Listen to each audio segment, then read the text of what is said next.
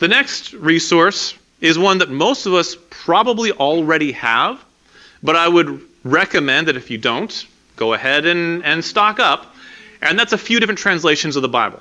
I'd get a wide range of the more reputable translations. New King James, New American Standard, ESV, NIV, CSB. Now I know the NIV gets a bad rap. There's a lot of places it does really poorly on. There's some places it does really good, and I'll explain that more in a second. But you can even buy a parallel Bible that has 4 translations all in columns on the same pages. Now this is great because you can compare those passages straight across in one Bible. I wouldn't use this as your everyday reader, and I wouldn't use it as your bring to Bible class kind of Bible. But for study, it is great to be able to compare the different translations all in one spot. Now, why is this so important? Well, it allows you to see how the words and ideas can be rendered differently. Now, I want to talk about the difference between the NIV and some of the other ones for just a sec. Because the NIV doesn't translate word for word. It translates idea for idea, where something like the New American Standard translates word for word, or at least tries to translate word for word. Now, one of them may get the word right, but overall the idea is hard to understand. Where the NIV may put it in a way that's easy to understand, though it doesn't use the exact words.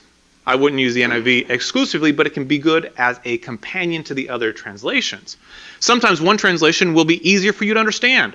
You may be able to grasp it better, where another will be more precise with its translation. Now, quite often, you might run into a situation where one translation is good at something specific, but not as good at something else. Like the New American Standard is relatively readable and relatively word for word.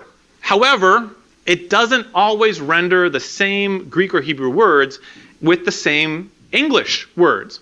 So say you want to study all the way the occurrences of a particular word in the writings of Paul. Well, the New American Standard might translate it with different words, and that makes it hard. The ESV translates them with consistent words, but there are other places where the translation is really kind of clunky and hard to understand.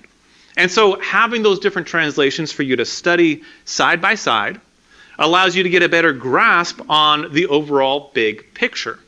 Now, I want to give you an example of this over there in 2 Timothy 2:14, which read, "Remind them of these things and solemnly charge them in the presence of God not to wrangle about words, which is useless and leads to the ruin of the hearers."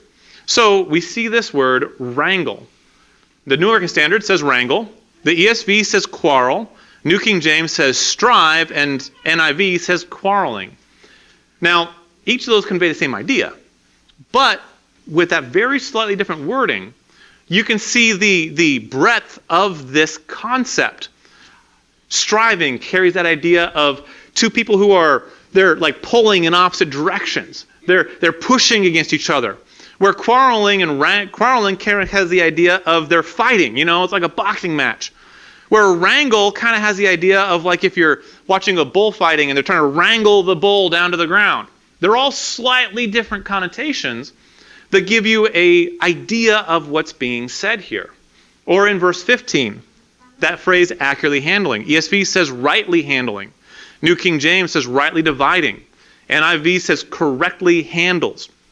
Again, same concept, but the slight wording variation gives you a better grasp on what's being said here. Now, having multiple translations is an extremely simple and easy way to broaden your study of the Bible. Thank you for watching. If you'd like to learn more about this topic, click the video on your screen to watch the full sermon. For a deeper study of God's Word, contact us through our website in the description of this video. Lakes Region Church of Christ invites you and your family to Bible classes for all ages on Sunday morning, and join us for worship. See you soon.